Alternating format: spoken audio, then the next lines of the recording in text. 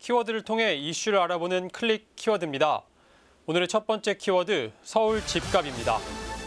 분양가 상한제 확대 시행을 발표한 지 벌써 한 달이 돼가는데요. 하지만 각종 고강도 부동산 대책에도 불구하고 서울 집값이 떨어지기는커녕 오름세가 꺾일 줄 모르고 있습니다. 한국감정원에 따르면 지난달 서울 아파트 값은 0.68%가 올랐는데요. 작년 9월 이후 1년 2개월 만에 가장 큰 폭의 상승세입니다. 잠잠하던 전셋값도 덩달아 요동치고 있습니다. 지난달 서울 아파트의 전셋값 상승률은 0.4%인데 2015년 12월 이후 4년 만에 최대입니다. 매매, 전세, 심지어 경매까지 집값 가열이 전방위로 퍼지고 있는 가운데 정부는 추가 대책을 고심 중이라고 밝혔는데요. 분양가 상한제라는 강력한 카드를 통해 집값을 잡아보려 했던 정부의 의도와는 달리 오름세는 당분간 이어질 것이라는 전망이 우세합니다. 두 번째 키워드는 점심 송년회입니다. 연말을 맞아 송년회 계획하는 분들 많으시죠? 송년회 하면 술이 빠질 수 없다고 생각했는데 요즘엔 그렇지 않나 봅니다. 과거 늦은 밤까지 이어지던 송년회가 점심시간에 열리는 경우가 많다고 합니다. 올해 시행된 직장 내 괴롭힘 금지법이 송년회 문화를 바꾸고 있는 건데요. 실제로 최근 한 조사에 따르면 12월 한 달 동안 호텔이나 레스토랑의 점심 예약이 지난해보다 30% 이상 증가했다고 합니다.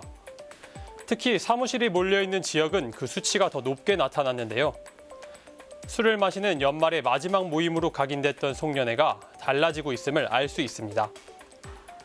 매년 연말이면 각종 음주 사고도 빈번한데요. 올해 송년회는 늦은 시간까지 가음하기보다는 점심시간에 즐겨보는 건 어떨까요? 오늘의 마지막 키워드는 수능 성적 발표입니다. 학생들의 오랜 노력이 담긴 수능 성적표가 발표됐습니다. 평가원은 지난해에 비해 국어와 영어는 쉽고 수학과 한국사가 어려웠다고 밝혔는데요. 전체적으로 지난해 수능보단 쉬웠다는 평가지만 수학 영역의 경우 난이도가 상당해 이번 대입에서 변별력을 가르는 주요 요소로 작용할 가능성이 높아졌습니다. 실제로 수학, 가형, 나형 모두 작년보다 1등급 비율이 감소했습니다.